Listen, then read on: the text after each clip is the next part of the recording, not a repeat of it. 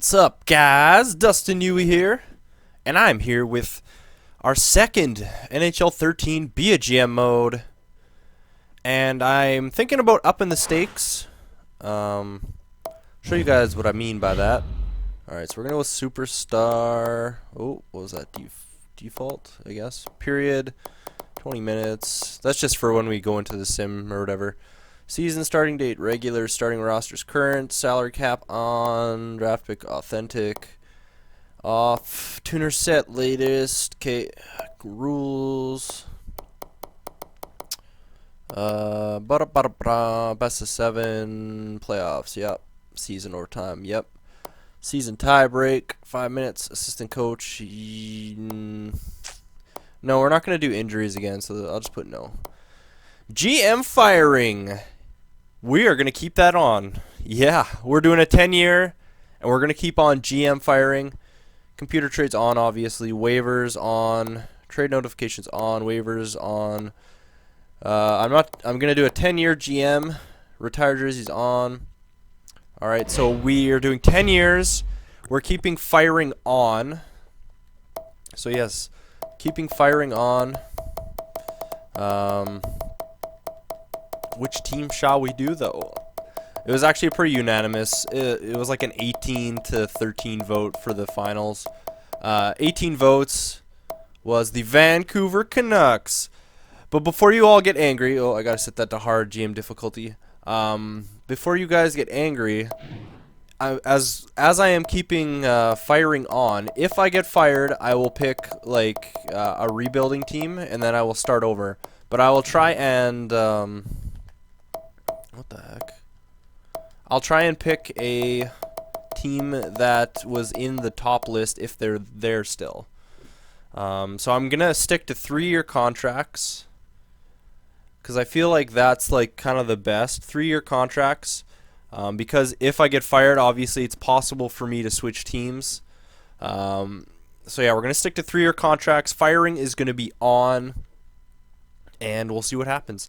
I'm not gonna switch teams if they want to keep me, but if I get fired, you know what? We're gonna switch teams. We're gonna try and rebuild a new team. So I'm gonna be kind of like a traveling GM. We're gonna see what happens. Advance. All right, so we're gonna start here. Would you like to play with the scholar? Yeah, yes. All right. So I'm kind of excited for this one. I've never done this. This will be my 4th GM mode. So I've never done anything. I've always had firing off, although injuries, did I turn them off?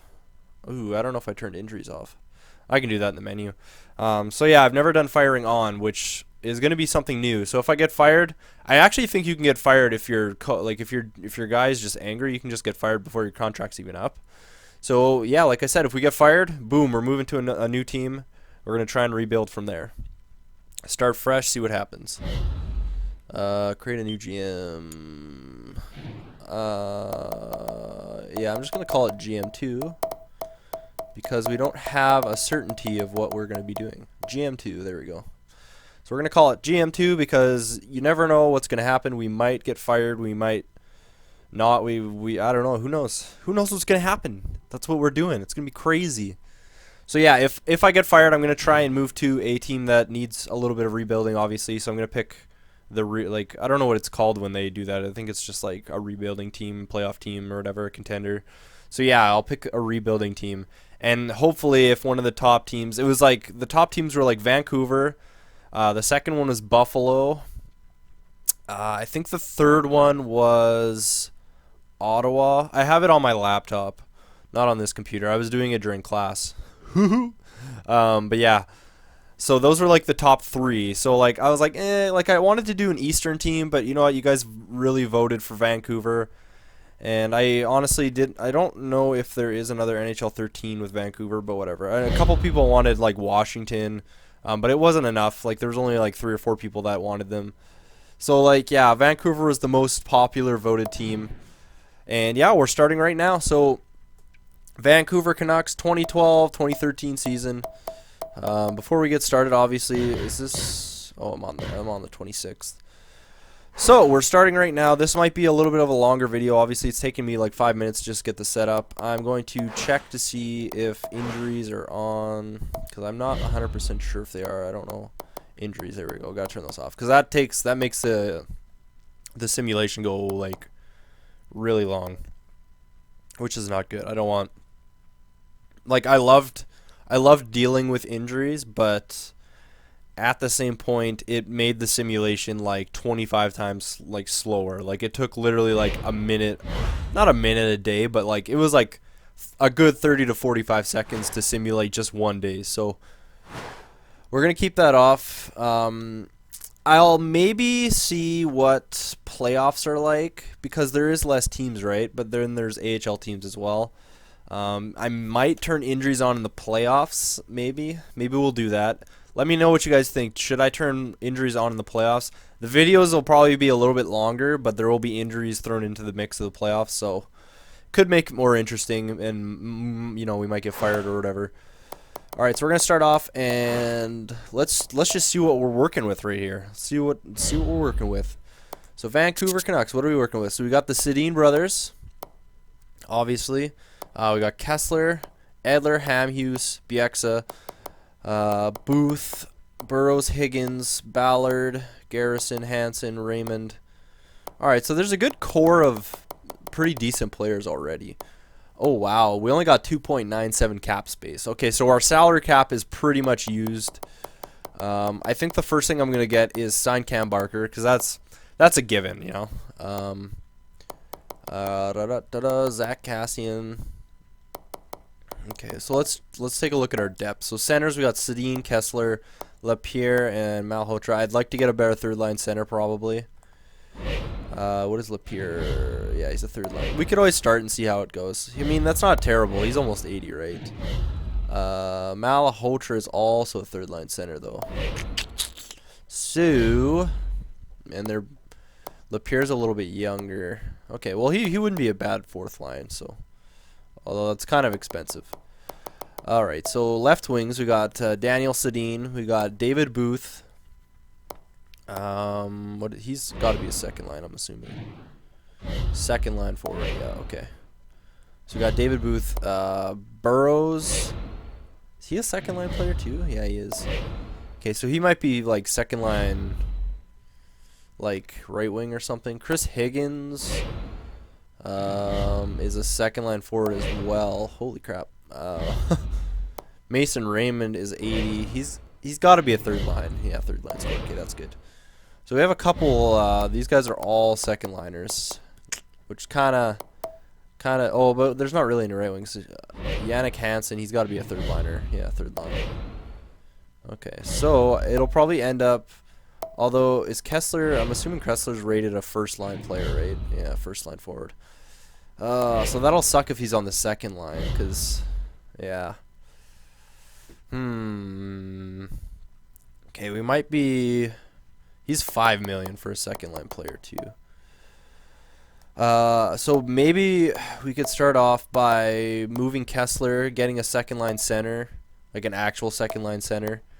Or trying to get a first line right wing, like an actual first line player, like a right winger. Because Sedin is what? Sedin is a playmaker. Or, sorry, Henrik. Henrik is a playmaker. I think Daniel's a sniper. Yeah, sniper. So if we could get like a good like power forward or something in there, in the mix, that'd be probably good. And then second line, we would need a centerman, obviously. Booth and Burrows are pretty solid guys for a second line. Even Chris Higgins isn't bad, but we could always use Chris Higgins and try and get a, say, third line right wing or something. What's Zach Cassian? Fourth line. So yeah, he's a fourth line player right now. Actually, I wonder if he would do good in the waivers. No, 0.9 million. Holy crap. Oh, he's restricted. 21. I feel like Cassian could probably use a good year in the AHL on the top line. He'd probably get way better. So we might not even need a second or first line right winger if he does well in the AHL. Because, I mean, I'd rather not waste him and have him stuck at a 76, right? He's a 4-star, so he's going to get better. That's for sure. That's a fact. These guys are all 4 stars, but they're mostly second liners, so that's fine. Sedins will obviously be on the first line. The only thing I'm worried about is Kessler, because we don't really have a centerman. They're all left wings. Face-off 75. Let's just see what they're like. So Booth has a 75 face-off. Burrows 63. So Booth, I'm assuming Booth could technically be a centerman if I really needed him to be. I know yada yada. It doesn't really matter what position they are, obviously. Face-offs 80. So yeah, Booth could be a second line center, I'm gonna say. What's Kessler's face-offs like? But if Kessler's face-offs are good, yeah, he's, oh wow, 87. He's like almost a better centerman than Sedin is. Then Henrik. Lapierre. Oh, he could be a third line though. Third line. Oh yeah, but we need a second line, right? Okay, so what is Kessler again? Is he a playmaker, power forward, two-way forward? Actually, he'd probably fit fine on the first line for now. Yeah, he'd probably fit fine on the first line. Although playmakers are usually centers most of the time, just because of winning faceoffs. You get a lot of assists off winning faceoffs, and you're always right in the middle, right? So you're not, obviously when you're down low you're not, but when you're right in the middle you get a lot of opportunities because you're usually the more defensive player. And being that, obviously you're normally around the top of the zone when you're in their zone, because you have to be more defensive. You have to be like the first man back in the corner and whatnot. As a forward anyways. Not always. I'm not saying that's 100% of the time, but most times because that. So like most of the time centers are generally playmakers just because they get a lot of chances to like pass and stuff like that. So obviously being center, I kind of, know about it a little bit, So defensive, we got Edler and Hamhughes. So we're starting off with a really good D-core right now. 4.5 stars, yeah. Like we're gonna have a solid D-core, although he's gonna cost a lot next year. So we're starting off with a solid D-core. Hamhughes is a top 2 as well. Wow. So we got 2 top 2s. That's all I can ask for. Like our defense are solid already. BX is a top 4. That's good. If we get what's his face? I can't even think of his name now. If we get Cam Barker, I'm pretty sure he starts. I think he's an 83. He might be an 81. I can't quite recall. But if he's an 83, he's a top 4 D-man, which is pretty much exactly what we need. Which would give us, our full D-core. We'd be set, pretty much. Yeah, these guys are both top 6. So if we get Barker, I'm almost positive he's an 83 top 4. I haven't looked, obviously, because I haven't done it in I guess since the game came out, really. But here's the big dilemma. Roberto Luongo, $5.3 million. 4.5 stars, but Schneider is a 4.5 stars. Sorry, I said that really loud, so if I deafened you, I'm very, very, very sorry. Corey Schneider, 4.5 stars, yellow stars, which I believe is better. He's going to get better, obviously. And I know for a fact he's a good goalie. Like, there's no doubt about that. I just want to see projected rankings. All of oh, that's scouting. I don't want scouting. Player growth. Here we go. I want to see what. Obviously, older players suffer. Understanding potential. Yellow. What is yellow? Okay, so. That is a color. Your red, yellow, or green represents how likely a player will reach his ceiling. Yellow potential will indicate that a player. Okay, so 50-50 chance. So regardless, even if it's red, like they're still gonna get better, I think. That's just to reach their potential, like full potential. So realistically, Schneider could easily be a starter this year. I'm gonna say. What is he listed as? Starting goal, yeah. So he could easily be a starter for us. And, we might not have the greatest season, but you know what? Next year, he's going to be in the 90s. Maybe not in the 90s, because, Josephson went from I think he was an 81. He got up to an 81 or something, and then absolutely just right into the 90s with a 93. So, a 4.5-star goalie playing all year, I think he'll get a little bit better. So that gives us the option of trading Luongo for a first-round pick, or possibly even trying to get like a top, forward on the first line. I mean, obviously we have Kessler who could fit in there, but if we could even trade Kessler and Luongo, that frees up a ton of cap space. As well, Eddie Lack, I thought he'd be a little bit better. He's a 70, but in real life he's actually a really solid goalie.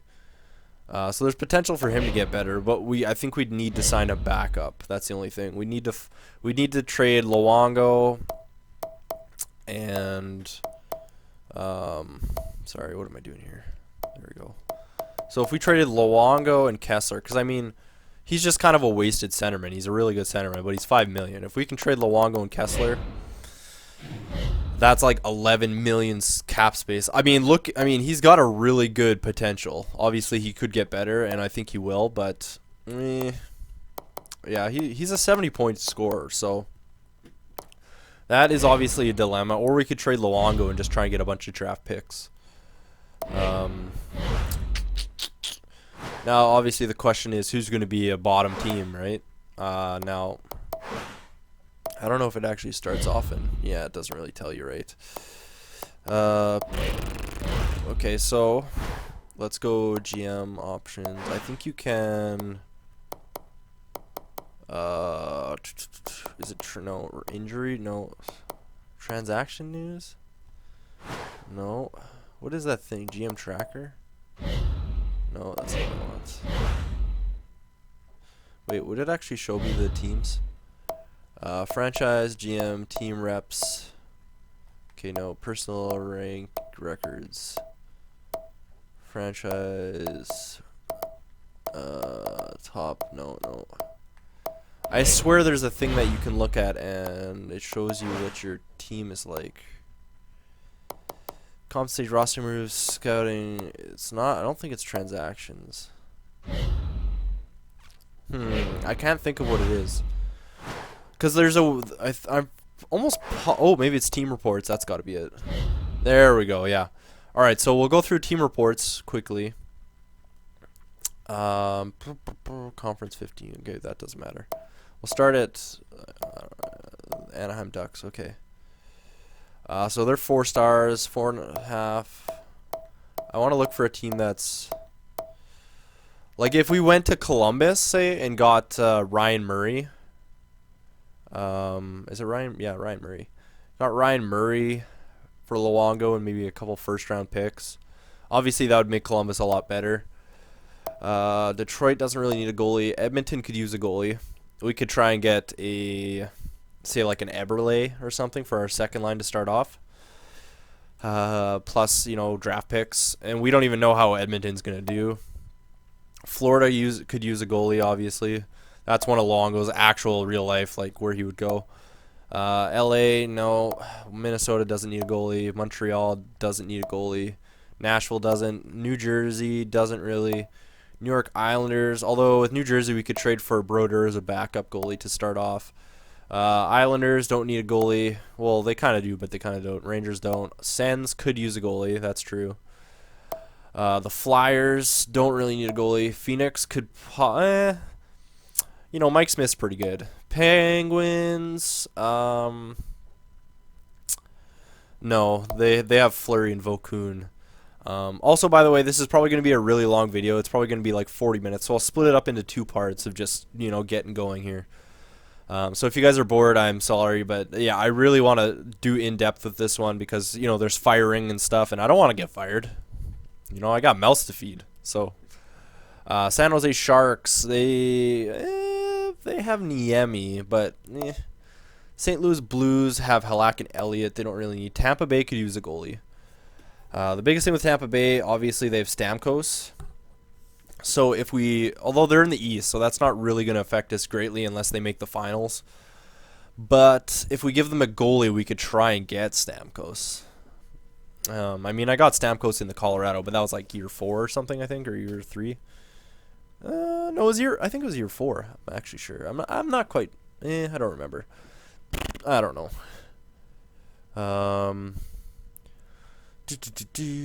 Okay, Toronto could use a goalie. That's true. Vancouver, that's us. We're like 4.5 stars all across the board. Washington, it looks like they could use a goalie, I guess. And the Jets, they got Pavlik, so they should be set.